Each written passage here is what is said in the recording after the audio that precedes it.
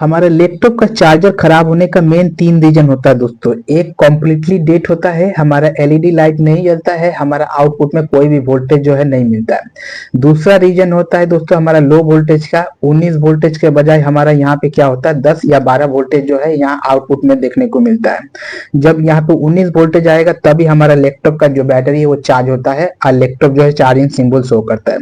अगर यहाँ पे 10 या 12 वोल्टेज आएगा तो ऐसे में हमारा लैपटॉप जो है रॉन्ग चार्जिंग शो करेगा, और नहीं तो हमारा लैपटॉप का जो बैटरी है वो चार्ज नहीं लेगा और कोई भी सिंबल शो नहीं करेगा। और तीसरा इसमें प्रॉब्लम आता है कि जब इसको हम लाइन देते हैं लैपटॉप का चार्जर को तो हमारा ये लाइट जो है ब्लिंकिंग करने लगता है, और कभी कभार हमारा आउटपुट में जो है वोल्टेज आता है और कभी कभी आउटपुट में वोल्टेज जो है नहीं आता है। मेन ये 3 रीजन जो होता है हमारे लैपटॉप का चार्जर में, यही मेन रीजन होता है, ज्यादातर यही रीजन जो है लैपटॉप का चार्जर में देखने को मिलता है। हम आपको एकदम डिटेल से बताते हैं कि आपका लैपटॉप का चार्जर में अगर ये तीनों प्रॉब्लम है तो आप उसको किस तरीका से रिपेयरिंग कर लेंगे और कहाँ पे आपको कितना वोल्टेज मिलेगा इसके बारे में हम डिटेल से बताएंगे। और साथ ही में हमारे पास डायोग्राम है, उस डायोग्राम की मदद से भी हम समझाएंगे, क्योंकि ये जो लैपटॉप का बोर्ड देख रहे हैं बहुत ही छोटा सा है और इस बोर्ड के अंदर बहुत ही सारा कंपोनेंट जो है एसएमडी में लगा हुआ है, जिसके वजह से बहुत सारा जो रिपेयरिंग करने वाले लोग होते हैं, नए लोग होते हैं जो सीखना चाहते बनाना चाहते वो नहीं बना पाते। तो हम आपको एकदम डिटेल्स से बताएंगे स्टेप बाय स्टेप करके, जिससे आप इसको आराम से जो है रिपेयरिंग कर पाएंगे। चलिए हम शुरू करते हैं। सबसे पहले समझ लीजिए कि आपका लैपटॉप का चार्जर में क्या होता है कि ये जैसे लाइट अभी जल रहा है तो आपका ये लैपटॉप का चार्जर है पूरा डेड होता है। ये लैपटॉप का आपका चार्जर है और ये लैपटॉप का चार्जर जो है आपका पूरा डेड है। तो आपको कहाँ पे कैसे पता करना है कि कहाँ पे प्रॉब्लम, तो सबसे पहले आपको क्या करना है, हम आपको ये चार्जर से दिखाते हैं। ये जो चार्जर है देखिए, ये चार्जर को क्या करना है, सबसे पहले आपका लैपटॉप का चार्जर का पूरा डेट है तो ये जो पावर कोड है इस पावर कोड को आपको जो है चेक करना है। तो पावर कोड को चेक करने के लिए 2 तरीका होता है दोस्तों। एक जो इसको मेन लाइन पे देकर हम चेक कर सकते हैं, इसको हम खोल लेते हैं। एक जो है हम इसको मेन लाइन पे दे के यहाँ पे 220 वोल्टेज एसी हम चेक करेंगे तो हमें पता चल जाएगा कि ये कोड खराब है कि अच्छा है। और दूसरा तरीका होता है ऑफलाइन का, तो वो कैसे हम चेक कर सकते हैं। ऑफलाइन वाला तरीका सबसे ज्यादा अच्छा होता है, इससे शॉर्ट लगने का चांसेस कम होता है। हम मल्टीमीटर को क्या करेंगे कंटिन्यूटी रेंज में रख लेंगे। यहाँ पे रखने के बाद हम क्या करेंगे, इसको कंटिन्यूटी चेक करेंगे कि हमारा वायर जो है ये सही है कि नहीं है। तो कैसे हम चेक करेंगे इसको, अपना मल्टीमीटर ले लिए, लेने के बाद जो है इसमें 3 टोटल हमें पिन देखने को मिलता है, न्यूट्रल फेस अर्थिंग का। तो हमारा जो मेन जरूरत होता है न्यूट्रल फेस का, तो हम इसको चेक करेंगे। देखिए कंटिन्यूटी में कर लिए, ये देखिए बीप दे रहा है, ठीक है। अब हम क्या करेंगे, यहाँ पे एक चार्जर का एक लेग को यहाँ पकड़ेंगे और यहाँ पे हम जो है ढुका के इसको चेक करेंगे कि हमारा बीप दे रहा है कि नहीं। अगर यहाँ पे बीप नहीं दे रहा है तो हमारा पावर कोड खराब है, अगर बीप दे रहा है तो हमारा पावर कोड जो है सही है। तो एक हम चेक कर लिए, दूसरा को हम चेक करते देखिए। इसका मतलब क्या हुआ कि हमारा पावर कोड जो है ठीक है। ठीक है, इसको चेक करने के बाद हमें कहाँ पे चेक करना है, देखिए पावर कोड चेक कर लिए। पावर कोड चेक करने के बाद हमारा यहाँ पे हम आपको समझाते हैं स्टेप बाय स्टेप करके। पावर कोड चेक कर लिए, चेक करने के बाद यहाँ पे देखेंगे एक फ्यूज होता है। यहाँ पे हम आपको और करीब लाके दिखाते हैं, यहाँ पे एक डब्बा जैसा देख रहे हैं, इसको स्लो ब्लो फ्यूज बोला जाता है। जब इसमें कहीं भी शॉर्टिंग होता है तो ऐसे में ये फ्यूज एक बार में नहीं कटता है, ये हीट होता है, हीट होने के बाद गल के इसका जो वायर होता है वो कट जाता है। ठीक है, तो इस फ्यूज में हमें चेक करना है। कैसे चेक करना हम आपको जो है बताते हैं। ये देखिए, इसको क्या करेंगे हम लैपटॉप का चार्जर में हम जो है अगर वायर सही है तो हम इसको दे देंगे और लाइन देंगे। लाइन देने के बाद क्या करेंगे, ये हमारा डायोग्राम है, हम डायोग्राम की मदद से जो है आपको समझाने का कोशिश करते हैं। यहाँ पे आपको जो दिखाए दोस्तों, यहाँ पे हमारा फ्यूज है, आपको दिखाते हैं। यहाँ पे देखिए दोस्तों, यहाँ पे हमारा जो है स्लो ब्लो फ्यूज है। यहाँ पे हमें चेक करना है कि यहाँ पे हमारा लाइन आ रहा है कि नहीं आ रहा है। तो हम क्या करेंगे, हम एसी लाइन देंगे लैपटॉप का चार्जर में, लैपटॉप का चार्जर में एसी लाइन देंगे और देने के बाद हम इसको क्या करेंगे, एसी पे रखेंगे। मल्टीमीटर को अपने हिसाब से 200 वोल्टेज का ऊपर रखना है। हम 750 पे रख लिए क्योंकि 220 या 30 वोल्टेज एसी आता है, तो हमें ऐसे लेना है। और लेने के बाद जो है हमें यहाँ पे चेक करना है। हमारा ये पावर कोड हो गया, ये फ्यूज है यहाँ पे, यहाँ से हम यहाँ पे चेक कर सकते हैं। यहाँ पे चेक करेंगे तो हमें 220, यहाँ पे चेक करेंगे तो हमें 220 वोल्टेज जो है यहाँ पे शो करना चाहिए। हम आपको दिखाते हैं किस तरीका से चेक करना है। ये देखिए, ये हमारा लैपटॉप का चार्जर है, हम इसको घुमा लेते हैं। ये हमारा लैपटॉप का चार्जर है दोस्तों, इसको थोड़ा करीब लाते हैं। ये देखिए ये हमारा लैपटॉप का चार्जर है दोस्तों। यहाँ पे हमारा जो है पावर का लाइन आता है, हमारा एसी लाइन जब यहाँ से देते हैं पावर कोड से तो यहीं पे आता है। इसके बाद क्या होता है, यहाँ पे हमारा फ्यूज लगा रहता है। देखिए यहाँ पे हमारा फ्यूज जैसे बताए आपको, यहाँ पे जैसे फ्यूज लगा है सेम यहाँ पे हमारा स्लो ग्लो फ्यूज लगा रहता है। तो मल्टीमीटर को एसी लाइन पे ही रखना है। हम इसको थोड़ा जूम आउट कर देते हैं जिससे आपको मल्टीमीटर दिखे। मल्टीमीटर को एसी लाइन पे ही रखना है, ठीक है। हम इसको थोड़ा सेटिंग करते हैं दोस्तों। देखिए मल्टीमीटर को एसी लाइन पे ही रखना है। रखने के बाद क्या करना है, यहाँ पे आपको 220 वोल्टेज जो है देखने को मिलेगा। यहाँ पे मेन पावर लाइन कहाँ पे आता है, यहाँ पे आता है 220 वोल्टेज यहाँ पे आएगा। उसके बाद आपको एक वायर को यहीं पे रखना है, दूसरा वायर को आपको यहाँ पे रखना है। यहाँ से आपका जो है फ्यूज है, आपका स्लो ग्लो फ्यूज कहाँ है, यहाँ से यहाँ। तो यहाँ पे आपको चेक करना है, यहाँ पे आपको कितना मिलेगा, 220 या 30 वोल्टेज मिलना चाहिए। अगर नहीं मिल रहा है तो आपका ये फ्यूज जो है खराब है। आप इस फ्यूज को निकाले। इस फ्यूज को निकालने के बाद यहाँ पे आपका ब्रिज रेक्टिफायर इसको चेक कर ले, यहाँ फ्रीक्वेंसी पीएफ इसको चेक कर ले, ये रजिस्टर इसको चेक कर ले। फ्यूज लगाने से पहले ये चेक कर ले, फिर जो है आप ये फ्यूज को जो है यहाँ पे लगा दें, ठीक है। अगर यहाँ पे आपका 220 या 30 वोल्टेज मिल गया फ्यूज के पास, तो इसके बाद आपको क्या करना है, सीधा आपको मेन कैपेसिटर पे चेक करना। हम आपको घुमा के दिखाते हैं। यहाँ पे जो ये कैपेसिटर देख रहे हैं दोस्तों, इसका जो माइक्रोफैड है ये 120 माइक्रोफैड 400 वोल्टेज का कैपेसिटर है। तो यहाँ पे हमें जो है डीसी वोल्टेज चेक करना है। तो मल्टीमीटर को क्या करना है, मल्टीमीटर को हमें जो है डीसी वोल्टेज पे रखना है। कितना, हमारा ये कैपेसिटर जो है 400 वोल्टेज का है, इसमें 310 वोल्टेज आता है। जब आप इसमें चेक करेंगे डीसी वोल्टेज तो आपको 280 से लेकर 310 वोल्टेज के आसपास जो है देखने को मिलेगा।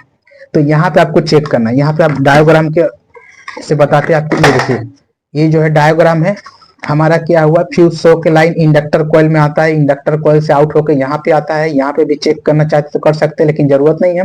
उसके बाद ये लाइन यहाँ से आके हमारा चोक कॉइल में आता है। चोक कॉइल से आने के बाद हमारा यहाँ ब्रिज रेक्टिफायर डायोड होता है।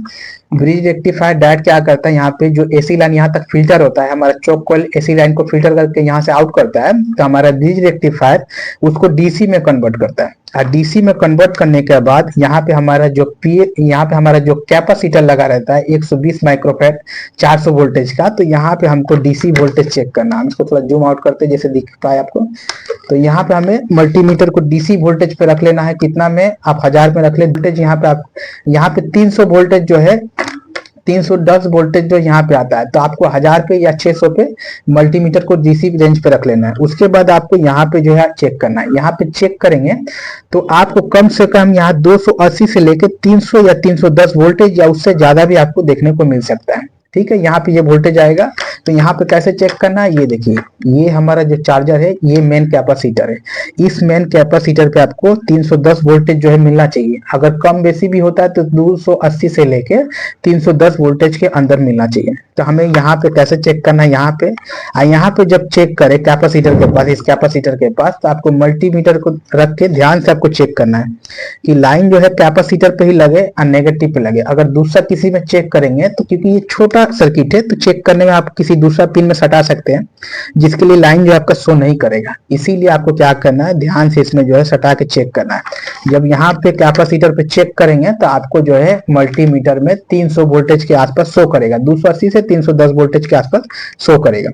अगर यहाँ तक आपका लाइन ठीक है, अगर आपका ये कैपेसिटर तक लाइन ठीक है तो इसका मतलब आपका एसी सेक्शन और डीसी सेक्शन ब्रिज रेक्टिफायर या फिल्टर कैपेसिटर जो है ये बिल्कुल सही है। अगर आपको यहाँ पे 300 वोल्टेज नहीं मिला, 400 वोल्टेज का कैपेसिटर के पास, इस कैपेसिटर में आपको 300 वोल्टेज नहीं मिल रहा है, इसके मतलब जो है आपका या ब्रिज रेक्टिफायर खराब है या फिर आपका जो एसी सेक्शन में लगा हुआ आपका पीएफ है, रजिस्टर है, या स्लो ग्लो फ्यूज है, या इंडक्टर कॉइल है, या चौक कॉइल है, या ब्रिज रेक्टिफायर है, कुछ ना कुछ खराब है। तो आपको सबसे पहले जो है एसी लाइन को चेक कर लेना है। उसके बाद आपको ब्रिज रेक्टिफायर को चेक करना है। फिर यहाँ पे आपको जो है वोल्टेज चेक करना है। अगर यहाँ पे वोल्टेज ठीक है तो इसके बाद आता है हमारा ये वाला सेक्शन, इसको बोला जाता है स्विचिंग सेक्शन। हमारा ये जो सेक्शन है दोस्तों ये इनपुट सेक्शन है। पावर कोड के मदद से यहाँ पे जो है हमारा एसी लाइन आता है। उसके बाद एसी लाइन फिल्टर होके डीसी में कन्वर्ट होके फिल्टर होता है, ठीक है। उसके बाद वो ये लाइन हमारा क्या होता है, इस एरिया में आता है, यहाँ पे आता है, ठीक है। इस जगह पे हमारा क्या होता है, स्विचिंग होता है। हमारा एक आईसी होता है, पल्स विथ मॉड्यूलेशन आईसी होता है। ये पल्स निकाल के हमारे यहाँ पे एक मोस्फेट लगा रहता है। हम आपको दिखाते हैं और ध्यान से। ये देखिए, इसमें अगर देखेंगे तो यहाँ पे देखेंगे एक मॉसफेट लगा रहता है। ये मॉसफेट जो है काफी स्पीड में स्विचिंग होता है, तब हमारा लाइन जो ट्रांसफार्मर से सेकेंडरी में आउट होता है। इसके बारे में हम बताते हैं कैसे आपको चेक करना है, कितना वोल्टेज चेक करना है।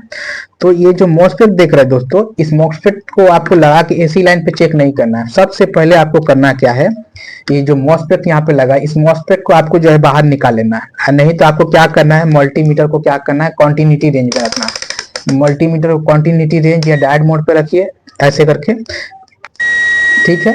कॉन्टिन्यूटी रेंज पे रखने के बाद आपका जो ये मॉसफेट है, मॉसफेट पे आपको चेक करना पड़ेगा मॉसफेट शॉर्ट है कि नहीं है। ऐसे करके आप चेक करेंगे मॉसफेट पे, तो मॉसफेट अगर कंटिन्यूटी दे रहा है तो इसका मतलब मॉसफेट खराब है। यहाँ पे हमारा मॉसफेट हम आपको दिखाते हैं, यहाँ पे हमारा मॉसफेट लगा रहता है। तो मॉसफेट को सबसे पहले चेक कर ले, अगर मॉसफेट शॉर्ट है तो इसको निकाल ले, और निकालने के बाद आपको क्या करना है वो बताते हैं। निकालने के बाद ये मॉसफेट में जो ड्रेन पिन होता है, ये बीच वाला पिन होता है, ये हमारा ट्रांसफार्मर के एक लाइन के साथ कनेक्शन होता है। तो निकाल के आपको चेक करना, लगा के आपको चेक नहीं करना। अगर इसको शॉर्टिंग है, अगर आप इस मॉसफेट को निकाल देते हैं, निकाल के यहाँ पे दूसरा मॉसफेट लगा के अगर आप यहाँ पे चेक करने जाएंगे, तो ऐसे में आपका जो मल्टीमीटर है दोस्तों, ये खराब हो जाएगा। मल्टीमीटर खराब हो जाएगा क्योंकि काफी स्पीड में यहाँ पे स्विचिंग होता है। तो ड्रेन गेट में अगर आप चेक करने जाएंगे तो 600 के ऊपर ये जो है हाई फ्रिक्वेंसी से जो है ये डीसी लाइन को एसी में बदल के जो है ट्रांसफार्मर में देने का काम करता है। तो यहाँ पे आपको इसको निकाल देना है। निकाल के इसको क्या करना है, आपका जो मेन कैपेसिटर है, इस मेन कैपेसिटर के नेगेटिव पे आपको काला वाला प्रोब को रखना है। और काला वाला प्रोब को रख के आपको जो है इसका जो ड्रेन पिन है, ड्रेन पिन पे आपको रेड प्रोब को रख के जो चेक करना है। कब चेक करना है, इसको निकाल के, इसको निकाल के चेक करना है। नहीं तो इसका एक जो पिन होता है वो गेट वाला होता है, तो गेट वाला पिन को ओपन कर दे, गेट वाला पिन ओपन कर दे या ड्रेन वाला पिन ओपन कर दे। ओपन करने के बाद आपको जो है इसको चेक करना है वोल्टेज। यहाँ पे अगर वोल्टेज चेक करेंगे तो आपको 300 वोल्टेज जो है मिलेगा। जो वोल्टेज आपका कैपेसिटर में स्टोर होता है, सेम वोल्टेज जो है आपको इसी में देखने को मिलेगा। ये जो मॉसफेट है यहाँ पे देखने को मिलेगा, लेकिन आपको इसको निकाल के जो है चेक करना है। अगर लगा हुआ चेक करेंगे तो आपका मल्टीमीटर भी खराब हो जाएगा, आपका ये सर्किट भी खराब हो जाएगा, मॉसफेट भी खराब हो जाएगा, ठीक है।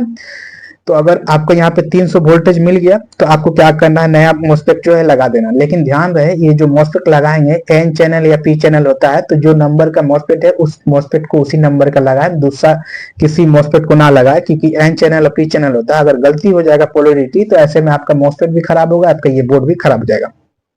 यहाँ पे अगर 300 वोल्टेज नहीं आ रहा दोस्तों, तो आपको क्या करना है, मेन कैपेसिटर से आपको चेक करना है कि लाइन कैसे कैसे करके ड्रेन पिन पे गया है। तो वैसे जो भी कंपोनेंट आपको दिखेगा वो खराब होगा, उसको जो है यहाँ पे चेक करके आपको लगा देना है। उसके बाद क्या होता है कि यहाँ पे हमारा एक और चीज होता है, हमारा यहाँ पे एक आईसी होता है, ये PWM आईसी इसको जो है बोला जाता है। ये आईसी जो है इस मॉसफेट को स्विचिंग करवाने का काम करता है। ये पल्स आउट करता है, ये क्या करता है, पल्स आउट करके इस मॉसफेट को जो है स्विचिंग करवाने का काम करता है। इसका गेट पे पल्स भेजता है, पल्स जब भेजता है तो ये मॉसफेट जो है काफी स्पीड में स्विचिंग होता है। जब ये स्विचिंग होता है तो हमारा जो ट्रांसफार्मर इसके साथ में कनेक्ट रहता है, तो इस ट्रांसफार्मर में हमारा जो एसी लाइन दौड़ता है, एसी लाइन इस ट्रांसफार्मर में जाता है, तो यहाँ पे मैग्नेटिक फील्ड बनता है। मैग्नेटिक फील्ड बनने की वजह से हमारा वोल्टेज जो यहाँ पे इनपुट होता है, वो वोल्टेज हमारा यहाँ पे सेकेंडरी में आउटपुट होता है। ये जो ट्रांसफार्मर है, इस ट्रांसफार्मर में जब हमारा मॉसफेट स्विचिंग होता है तो हमारा वोल्टेज इन होता है, वोल्टेज इन होता है तो हमारा आउटपुट में जो है वोल्टेज आउट होता है। ये स्टेप डाउन ट्रांसफार्मर है दोस्तों। जितना वोल्टेज इसका इनपुट में ढुकेगा, उसका जो है कम वोल्टेज, जितना वोल्टेज डिजाइन किया रहता है फीडबैक सर्किट के द्वारा, उतने वोल्टेज जो है इसका आउटपुट में जो है आपको देखने को मिलेगा, ठीक है। तो यहाँ पे आपको मॉसफेट चेक कर लेना है। अगर आपका मॉसफेट सही है दोस्तों, तो आपका ये आउटपुट में जो है वोल्टेज देखने को मिलेगा। अगर आउटपुट में आपका वोल्टेज नहीं आ रहा है किसी भी कारण से, तो आप मान लीजिए कि आपका यहाँ पे जो ये आईसी लगा है, इस आईसी को देखिए, इस आईसी को जो है चालू होने के लिए VCC या ग्राउंड पिन का जो है जरूरत होता है। ये आईसी यहाँ पे देख रहे हैं, ये अलग अलग जो लैपटॉप का चार्जर रहता है उसमें अलग अलग आईसी जो है PWM आईसी जो है देखने को मिलता है। यहाँ पे देखिए, ये जो आईसी है ये अलग आईसी है 8 लेग वाला, यहाँ पे अलग आईसी लगा है। तो अलग अलग जो लैपटॉप का चार्जर होता है उसमें अलग अलग आईसी जो है PWM आईसी जो होता है वो अलग अलग देखने को आपको मिलता है।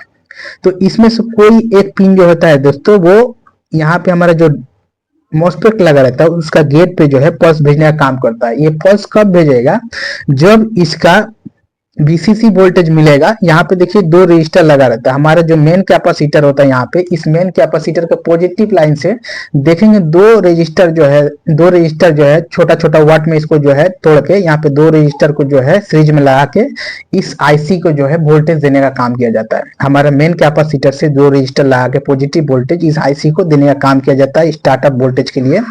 इसका पिन, एक पिन जो है ग्राउंड होता है। जब इसको वोल्टेज मिलता है तो ये क्या करता है, पल्स निकालता है, निकाल के यहाँ पे जो मॉसफेट लगा रहता है, मॉसफेट का जो गेट है उस गेट को पल्स देने का काम करता है। जब इसका पल्स मिलता है और जब इसको वोल्टेज मिलता है मॉसफेट को, तो ये मॉसफेट काफी स्पीड में स्विचिंग करता है। जब काफी स्पीड में स्विचिंग करता है तो ऐसे में क्या होता है, हमारा यहाँ पे ट्रांसफार्मर में हमारा लाइन जो जाता है, क्योंकि एक लाइन हमारा इस मॉसफेट से ट्रांसफार्मर में कनेक्ट रहता है, तो ये ट्रांसफार्मर में हमारा एसी लाइन दौड़ने लगता है, क्योंकि यहाँ से हमारा डीसी या नेगेटिव ये सप्लाई करता है, तो जिसके वजह से नेगेटिव पॉजिटिव वोल्टेज में काफी स्पीड में स्विचिंग होता है। तब हमारे ट्रांसफार्मर में जो है हमारा एसी लाइन दौड़ता है, तो यहाँ पे मैग्नेटिक फील्ड बनता है। मैग्नेटिक फील्ड बनने के बाद हमारा प्राइमरी से सेकेंडरी में वोल्टेज जो है आउट हो जाता है। प्राइमरी से सेकेंडरी में जब वोल्टेज आउट होता है तो ये स्टेप डाउन ट्रांसफार्मर होता है, तो जो वोल्टेज यहाँ से इन होता है उसको ये सेकेंडरी में स्टेप डाउन करके मतलब वोल्टेज को कम करके आउट करता है। जितना 17, 18, 19 जैसा हिसाब से वोल्टेज को डिजाइन किया रहता है उसी हिसाब से ये जो काम करता है। लेकिन ये आईसी जो है कंटिन्यू मतलब यहाँ पे 19 वोल्टेज बनाए रखने के लिए ये आईसी को जो है फीडबैक भी देना पड़ता है। कभी कभार यहाँ पे दो ऑप्टो कपलर भी देखने को मिल सकता है। ये जो ट्रांसफार्मर देख रहा है इसका एक वाइंडिंग से हमारा जो है ये ट्रांजिस्टर लग के इसको फीडबैक दिया जाता है, क्योंकि जब स्टार्टअप वोल्टेज देते हैं तो ये जब काम करना चालू करता है तो फीडबैक वोल्टेज का भी जरूरत होता है। फीडबैक वोल्टेज देंगे तब आईसी जो है कंटिन्यू वैसा जो है वोल्टेज आउट करने का जो है काम करेगा। यहाँ पे जितना वोल्टेज का जरूरत है आउटपुट में उस हिसाब से काम करेगा। लेकिन इस आईसी का साथ और एक फीडबैक लगा रहता है ऑप्टो कपलर का। यहाँ पे ये जो ऑप्टो कपलर देख रहे हैं, जब हमारा आउटपुट में वोल्टेज निकलता है इस जगह पे देखिए हम आपको समझाते हैं कि जैसे हमारे यहाँ पे पल्स भेजे, यहाँ पे सिग्नल दे दिए मॉसफेट को, तो हमारा आउटपुट में क्या होगा, यहाँ पे देखेंगे कि हमारा यहाँ पे हमारा एसी लाइन आउट होगा। हमारा जो ये ट्रांसफार्मर है, ट्रांसफार्मर का सेकेंडरी में हमारा एसी लाइन आउट होगा कम होके 19 यहाँ पे 15 से लेके 17 वोल्टेज जो है आउट होगा। जिस हिसाब से आपका जो चार्जर है डिजाइन किया रहेगा, जितना वोल्टेज का हिसाब से उतना वोल्टेज जो है आउट करेगा। तो यहाँ पे हमारा एक शॉर्टकी डायड या फर्स्ट रिकवरी डायड जो है देखने को मिलेगा। हम आपको दिखाते हैं, देखिए यहाँ पे ये घेरा हुआ है, अगर हम दिखा पाए तो यहाँ पे देखिए इस जगह पे देखिए दोस्तों, यहाँ पे देखिए हमारा शॉर्टकी डायड लगा रहता है। यहाँ पे शॉर्टकी बैरियर डायड या फर्स्ट रिकवरी डायड जो है लगा रहता है। जो एसी लाइन हमारा यहाँ से आउट होता है सेकेंडरी से, आप इस ट्रांसफार्मर का सेकेंडरी में एसी लाइन चेक करेंगे, अगर यहाँ पे डीसी लाइन चेक करेंगे तो आपका मल्टीमीटर खराब हो जाएगा। ठीक है, तो जो एसी लाइन निकलता है तो यहाँ पे हमारा शॉर्टकी डायड या फिर हमारा फर्स्ट रिकवरी डायड जो है लगा रहता है, जो हमारा क्या करता है कि एसी लाइन को डीसी में कन्वर्ट करने का काम करता है। ये फर्स्ट रिकवरी डायड होता है, बहुत स्पीड में जो है हमारा एसी लाइन को डीसी में बदलने का काम करता है। तो हमारा ट्रांसफार्मर का जो लाइन आउट होता है देखेंगे कि यहाँ पे शॉर्टकी डायड का दोनों पिन में ये कनेक्ट रहता है, दोनों पिन में लाइन आता है। और यहाँ से देखेंगे बीच वाला शॉर्टकी डायड का जो बीच वाला पिन होता है, यहाँ से लाइन आउट होकर हमारा यहाँ से जाता है। और यहाँ पे देखेंगे एक पीएफ लगा रहता है। ये पीएफ क्या करता है कि हमारा जो आउटपुट से जो लाइन आउट होता है एसी वाला जो डीसी में बदलता है, तो उसमें कुछ एसी वोल्टेज का रिपल हो जाता है, मतलब नॉइस होता है, रिपल होता है, हल्का सा एसी वोल्टेज होता है। तो उसको रोकने का काम हमारा यहाँ पे ये कैपेसिटर जो है करता है। इसके अलावा यहाँ पे हमारा जो एलईडी होता है, एलईडी जलने लगता है। और यहाँ पे दो हमारा फिल्टर कैपेसिटर होता है। ये दोनों फिल्टर कैपेसिटर जो देख रहे हैं उस लाइन को और भी ज्यादा फिल्टर करके स्मूथ करके हमारा जो यहाँ से आउट करने का काम करता है। जो नॉइस होता है उसको रोकने का काम ये फिल्टर कैपेसिटर भी करता है। जो एसी लाइन होता है उसको रोकने का काम फिल्टर कैपेसिटर भी करता है। उसके बाद पूरा लाइन को स्टोर करके देखेंगे कि इस आउटपुट केबल के द्वारा जो है हमारा लैपटॉप को जो है दिया जाता है। तो हमारा यहाँ पे जो वोल्टेज हम बता दिए कि 300 वोल्टेज या पल्स मिलेगा। तो अगर आप यहाँ पे चेक करें, यहाँ पे आपका मॉसफेट सही है, अगर 300 वोल्टेज आपका यहाँ पे मिल रहा है, मॉसफेट खोलने के बाद अगर चेक करें तो आपका इसका मतलब है कि ये जो पल्स विथ मॉड्यूलेशन वाला जो आईसी यहाँ पे लगा हुआ है, ये आईसी जो है खराब हो गया है। तो आपको यहाँ पे इस आईसी को जो है निकाल के नया आईसी जो है लगाना पड़ेगा। लेकिन आईसी लगाने से पहले आपको यहाँ पे इसका लाइन चेक कर लेना पड़ेगा कि हमारा जो रजिस्टर से दो अलग अलग रजिस्टरों से वाट को डिवाइड करके इसको जो सप्लाई दिया जाता है वो सप्लाई सही है कि नहीं। बहुत सारा बोर्ड है जिसमें 12 से 16 वोल्टेज जो है सप्लाई दिया जाता है वीसीसी, और बहुत सारा बोर्ड है जिसमें 150 से 160 वोल्टेज के आसपास जो है सप्लाई दिया जाता है। तो यहाँ पे आपको जो है 150 वोल्टेज के आसपास जो है सप्लाई जो है चेक कर लेना पड़ेगा। अगर यहाँ पे सप्लाई मिल रहा है तो इसका मतलब आपका जो है पल्स विथ मॉड्यूलेशन वाला जो आईसी है, ये आईसी खराब हो गया है। इस आईसी को निकाल के जो है आपको नया आईसी लगाएंगे तो आपका आउटपुट का जो वोल्टेज है दोस्तों वो सही हो जाएगा। अगर फिर भी आपका यहाँ पे आईसी सही है, फिर भी आपका यहाँ पे जो है लाइन आउटपुट नहीं मिल रहा है, तो इसका मतलब आपका ये जो हमारा ट्रांसफार्मर होता है इसका सेकेंडरी वाइंडिंग को आप चेक कर ले कि वो सही है कि नहीं। हमारा ट्रांसफार्मर खराब हो जाता है तो काफी बार लाइन जो है आउटपुट में नहीं मिलता है। तो ये सारा रीजन होता है दोस्तों, इसके वजह से हमारा जो है चार्जर जो है पूरा डेड पड़ जाता है। तो जहां पे जैसे जैसे आपको बताया वैसे वैसे वोल्टेज चेक करना है। अगर हमारा आउटपुट में वोल्टेज नहीं मिल रहा तो आपको यहाँ पे 300 वोल्टेज आपका मेन कैपेसिटर में चेक कर लेना है। आपका जो ये मॉसफेट है इसका ड्रेन पिन में आपको 300 वोल्टेज जो है मिलना चाहिए। अगर यहाँ पे मिल रहा है आपको 150 वोल्टेज तो यहाँ पे आप समझ लीजिए आपको यहाँ पे 300 वोल्टेज मिल रहा है और यहाँ पर भी 300 वोल्टेज मिल रहा है, तो आपका यहाँ जो लाइन ठीक है। आपका ये जो पल्स विथ मॉड्यूलेशन वाला आईसी, ये आईसी खराब हो गया, इस आईसी को जो है आपको बदलना पड़ेगा। आईसी बदलेंगे तो ठीक हो जाएगा। इसका लाइन अगर चेक करेंगे, अगर लाइन में कहीं कुछ प्रॉब्लम है, अगर इसको बीसीसी वोल्टेज नहीं मिलेगा तो ऐसे में ये आईसी जो है काम नहीं करेगा। इसके अलावा यहाँ पे हमारा फ्यूजिबल रजिस्टर होता है, इस फ्यूजिबल रजिस्टर को आप चेक कर ले। काफी बार फ्यूजिबल रजिस्टर जो है कट जाता है जिसकी वजह से हमारा जो है ये पल्स विथ मॉड्यूलेशन वाला आईसी काम नहीं करता है। ठीक है, ये सारा रीजन बताए हमारा फुल डेड होने का कारण। इसके अलावा इसमें जो है लो वोल्टेज का प्रॉब्लम होता है। हमारा यहाँ पे क्या होता है 19 वोल्टेज के बजाय हमें 10 या 12 वोल्टेज जो है यहाँ पे देखने को मिलता है। तो ऐसे में हमारा क्या प्रॉब्लम हो सकता है, आपको ऐसे में कुछ नहीं करना है। यहाँ पे जो हमारा 2 कैपेसिटर लगा रहता है, ये फिल्टर कैपेसिटर आप देख रहे हैं, ये वीक हो जाता है, कमजोर होता है, जिसकी वजह से हमारा जो है आउटपुट में जो है वोल्टेज कम हो जाता है। तो आपको ये दोनों कैपेसिटर को चेंज कर देना है। ये कैपेसिटर चेंज करेंगे तो आपका जो है आउटपुट का जो वोल्टेज है वो ठीक हो जाएगा। अगर फिर भी अगर आपको यहाँ का वोल्टेज सही नहीं हो रहा है तो आपको यहाँ पे देखेंगे आपका एक TL431 एक रेगुलेटर ट्रांजिस्टर जैसा आईसी जो देखने को मिलेगा। ये जो ट्रांजिस्टर देख रहे हैं ये 2 है, यहाँ पे ऑप्टो कपलर भी कभी कभार 2 देखने को मिलता है। तो ये जो ट्रांजिस्टर देख रहे हैं दोस्तों, ये ट्रांजिस्टर नहीं रेगुलेटर एक आईसी जैसा होता है, वो वोल्टेज को रेगुलेट करता है। तो उसको आपको चेंज कर देना है। उसको चेंज करने के बाद भी अगर ठीक नहीं होता है दोस्तों तो यहाँ पे आपका ऑप्टो कपलर लगा रहता है। ये ऑप्टो कपलर क्या होता है, फीडबैक देने का काम करता है। तो यहाँ का जो फीडबैक है ये ऑप्टो कपलर जो है इस आईसी को देता है। उसी हिसाब से ये आईसी जो है पल्स को स्पीड में स्विचिंग करता है, बड़ा करता है या छोटा करता है, स्पीड में स्विचिंग या स्लो में स्विचिंग करने का काम करता है। तो ये जो यहाँ पे आपका लगा हुआ जो आपका ऑप्टो कपलर है, इस ऑप्टो कपलर को आप चेक कर ले, अगर खराब है तो इसको निकाल दे। ये डायोड रेंज में रखे मल्टीमीटर को ये देखिए ये मल्टीमीटर है, इसको डायोड रेंज में रखने के बाद आपको यहाँ पे प्राइमरी में चेक करेंगे तो आपको डायोड का सिंबल जो है शो करेगा। यहाँ पे चेक करेंगे तो आपको 400 के आसपास जो है आपका नंबर शो करेगा एक साइड, दूसरा साइड नहीं करेगा। यहाँ पे आप चेक नहीं कर सकते। यहाँ पे अगर चेक करेंगे तो आपका ये जो शॉर्टिंग नहीं दिखाना चाहिए और कोई भी नंबर शो यहाँ पे नहीं करना चाहिए। तो आपका लो वोल्टेज का प्रॉब्लम है तो ये वायर भी इसके लिए प्रॉब्लम हो सकता है। वायर अंदर से शॉर्ट होता है तो काफी बार हमारा वोल्टेज जो है निकल नहीं पाता, जिसकी वजह से आपको ये वायर जो है इसको खोल लेना है, खोल के जो है यहाँ पे एक बार चेक कर लेना है। तो लो वोल्टेज का कारण हमारा ये कैपेसिटर वीक होने की वजह से होता है, हमारा ऑप्टो कपलर खराब होने की वजह से होता है, हमारा TL431 ट्रांजिस्टर जो लगा रहता है उसके वजह से होता है। इसके अलावा यहाँ पे एक आईसी जो होता है, ये आईसी खराब हो जाता है जिसके वजह से हमारा जो है यहाँ का टोटल वोल्टेज ही बदल जाता है। तो ये आईसी को भी आपको जो है बदलना पड़ेगा। इसके अलावा ये जो ट्रांसफार्मर देख रहे हैं, इसका सेकेंडरी वाइंडिंग जो होता है ये वीक हो जाता है। बहुत बार काम करते करते चलते चलते इसका सेकेंडरी वाइंडिंग जो है वीक हो जाता है, जिसके वजह से हमारा जो है लो वोल्टेज का प्रॉब्लम यहाँ पे आने लगता है। तो आपको ये भी चेक कर लेना है। इसके अलावा इसमें और एक प्रॉब्लम आता है दोस्तों कि हम जब इसको लाइन देते हैं तो ये जो हमारा चार्जर है इसमें देखेंगे कि ये चार्जर का जो लाइट हम आपको दिखाएं, यहाँ पे देखें कि हमारा लाइट जो है ब्लिंक करता है। कभी लाइन आता है, कभी चला जाता है, कभी आता है, कभी चला जाता है, कभी हमारा लैपटॉप चार्ज होता है, कभी बंद हो जाता है। तो ये जो प्रॉब्लम है, इसका प्रॉब्लम का जो मेन प्रॉब्लम होता है कि सबसे पहले आपको चेक कर लेना पड़ेगा। यहाँ पे जो हमारा फिल्टर कैपेसिटर है, यहाँ पे आपको हम दिखाते हैं, हमारा जो फिल्टर कैपेसिटर है, इन फिल्टर कैपेसिटर को जो है आपको सबसे पहले सोल्डरिंग कर देना होगा। इसका जो लेग है ढीला हो जाता है जिसकी वजह से ऐसा प्रॉब्लम होता है। तो इस फिल्टर कैपेसिटर को सोल्डरिंग कर दे, यहाँ पे ये तीनों को सोल्डरिंग कर दे। ये जो वायर निकला है काफी बार जो लूज हो जाता है तो इसको सोल्डरिंग कर दे। इसके अलावा ये शॉर्टकी डायोड यहाँ पे लगा रहता है या फर्स्ट रिकवरी डायोड लगा रहता है, इसको सोल्डरिंग कर दे।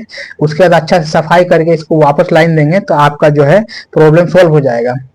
अगर फिर भी आपका ये प्रॉब्लम सॉल्व नहीं होता है तो आपका यहाँ पे देखेंगे ये जो कैपेसिटर यहाँ पे देख रहे हैं, यहाँ पे और भी कैपेसिटर होता है, तो ये दोनों कैपेसिटर को आपको चेंज कर देना है। ये दोनों कैपेसिटर को आप चेंज करेंगे तो आपका जो यहाँ पे ब्लिंकिंग करने का जो प्रॉब्लम होता है लैपटॉप का चार्जर में, लाइन आने जाने का जो प्रॉब्लम होता है, आपका लाइट कभी जलता है कभी बंद होता है, तो ये प्रॉब्लम जो है आपका सोल्व हो जाएगा। तो ये पूरा जो प्रॉब्लम है दोस्तों, इसके बारे में हम जो है डिस्कशन से आपको बताए हैं, इसको हम यहाँ पे डायग्राम के मदद से भी बताए हैं। इसके अलावा हम और भी अच्छा तरीका से आपको फिर से रिपीट कर देते हैं, जिससे आपको बहुत ही अच्छा तरीका से जो है आप लैपटॉप का चार्जर जो है रिपेयरिंग कर पाएंगे। अगर आपका लैपटॉप का चार्जर पूरा डेड है तो सबसे पहले आप एसी लाइन यहाँ पे चेक कर लीजिए। आपका जो पावर कोड होता है, जो पावर कोड से लाइन इन होता है, उस पावर कोड को आप चेक कर लीजिए। अगर एसी लाइन दे के चेक करना चाहते हैं तो मल्टीमीटर को आप क्या करिए, 1000 वोल्टेज पे रख लीजिए, 1000 या 600 वोल्टेज एसी पे रखिए, और रखने के बाद आप इसका दोनों पिनों में न्यूट्रल फेस में चेक करेंगे तो आपको एसी वोल्टेज 220 या 30 वोल्टेज जो है देखने को मिलेगा।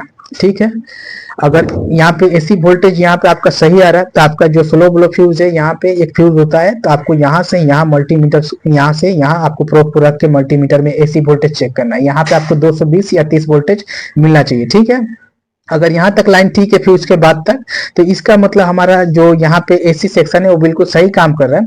तो उसके बाद हम यहाँ पे आ जाएंगे, हमारा जो ये मेन कैपेसिटर देख रहे हैं 400 वोल्टेज का, 310 वोल्टेज ये स्टोर करने का काम करता है, लेकिन कभी कभार कम होता है, तो 280 से लेके 310 वोल्टेज यहाँ पे आपको मिलना चाहिए।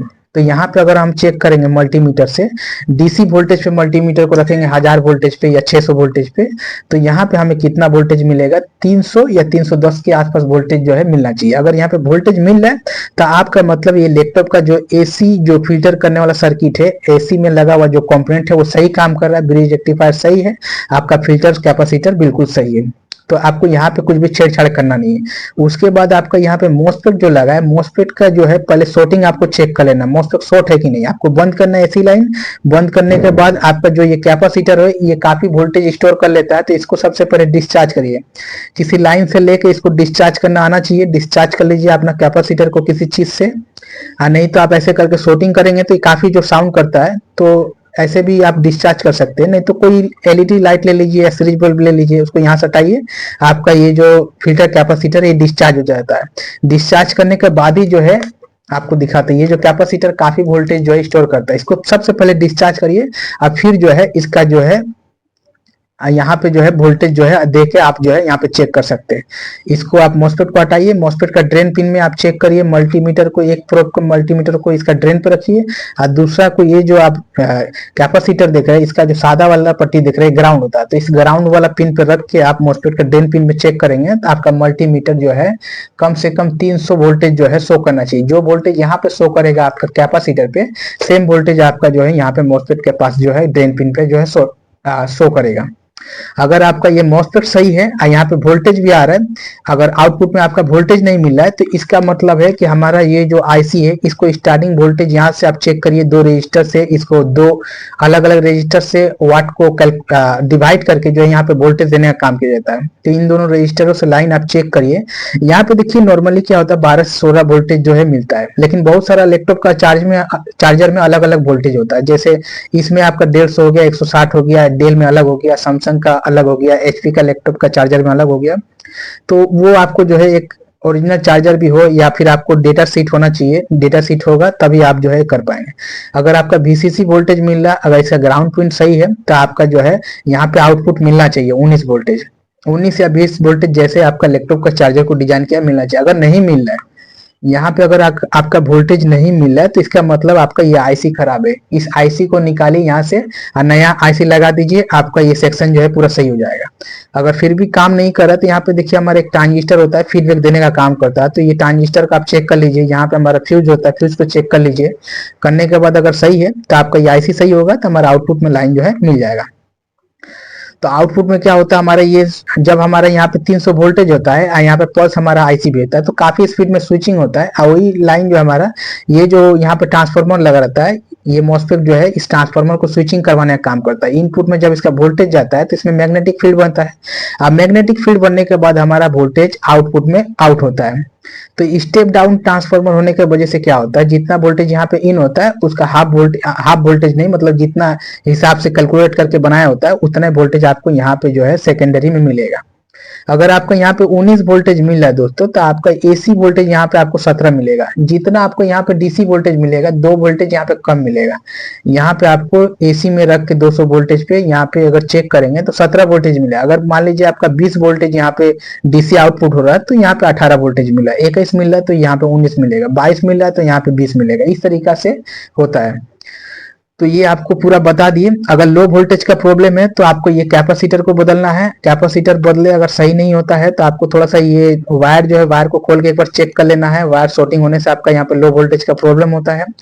एक बार आपको इनको सोल्डरिंग कर देना है। सोल्डरिंग करके चेक करना है, आपका लो वोल्टेज का जो प्रॉब्लम सही हो जाएगा। अगर फिर भी नहीं हो रहा तो आपका ये ऑप्टो कपलर है, ऑप्टो कपलर को चेंज करिए। TL431 जो ट्रांजिस्टर है इसको चेक करिए, ये खराब होगा तो निकाल दीजिए, और नहीं तो अच्छा है तो फिर ऑप्टो कपलर चेंज कर दिए। अगर फिर भी सब कुछ सही है तो आपका यहाँ पे जो है फीडबैक सर्किट होता है, ये खराब हो जाता है, जिसके वजह से जो है ये सही नहीं होता है। तो हमें जो यहाँ फीडबैक सर्किट के पास जो कंपोनेंट है इसको चेक कर लेना पड़ेगा। ये जो आईसी है, इस आईसी को चेंज करने से हमारा सही हो जाएगा। अगर आपका लाइन ब्लिंकिंग कर रहा है तो हम आपको बता दिए, सीधा कुछ नहीं करना है। आपको यहाँ पे सबसे पहले सोल्डरिंग करना, सफाई करना है। उसके बाद ये दोनों कैपेसिटर को चेंज करना है। इसके अलावा यहाँ पे अगर दूसरा कैपेसिटर वगैरह है तो उसको जो है आपको सही कर देना है। अगर फिर भी सही नहीं हो रहा तो यहाँ पे जो कंपोनेंट लगा हुआ आपका, जो यहाँ पे मेन कैपेसिटर जो लगा, इसको भी सोल्डरिंग कर दीजिए। सोल्डरिंग करेंगे तो आपका जो प्रॉब्लम जो है सही हो जाएगा। तो आज के वीडियो में दोस्तों इतना ही। बहुत बहुत धन्यवाद दोस्तों हमारा वीडियो देखने के लिए। पसंद आए तो लाइक सब्सक्राइब जरूर कर दे। बहुत बहुत शुक्रिया आपका।